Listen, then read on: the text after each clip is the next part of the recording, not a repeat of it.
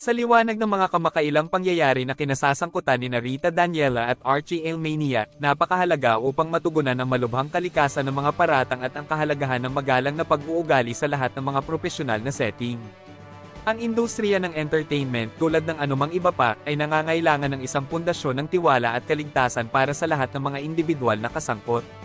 Ang mga paratang ni Rita Daniela laban kay Archie Elmania, na kinabibilangan ng mga gawa ng kahalayan, ay nagdala sa unahan ng patuloy na pag-uusap tungkol sa pangangailangan ng malinaw na mga hangganan at paggalang sa personal na espasyo.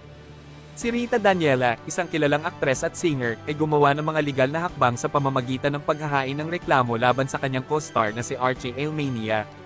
Ang aksyong ito ay nagbibigay diin sa kalubhaan ng sitwasyon at katapangang kailangan para sa mga tao na magbigay ng kanilang mga karanasan. Ito ay isang paalala na anuman ang setting, maging ito ay isang social event o isang propesyonal na kapaligiran, ang pahintulot ay pinakamahalaga at hindi mapagkakasundoan. Ang tugon sa naturang mga paratang ay dapat nahawakan ng may lubos na pag-iingat at sensitivity. Mahalaga para sa lahat ng mga partidong kasangkot na makipagtulungan sa proseso ng batas at para sa komunidad na suportahan ang mga naapektuhan.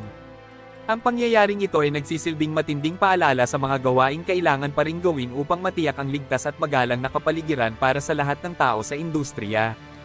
Sa pagpapatuloy ng mga legal na paglilitis, mahalaga para sa pampublikong diskurso na manatiling nakatuon sa mga katotohanan at suportahan ang paghahangad ng katarungan. Ang industriya ng entertainment, kasama ang mga manonood, ay dapat na tumayo ng sama-sama sa pagkondena sa anumang anyo ng panliligalig at pagtataguyod para sa isang kultura ng paggalang at dignidad para sa lahat.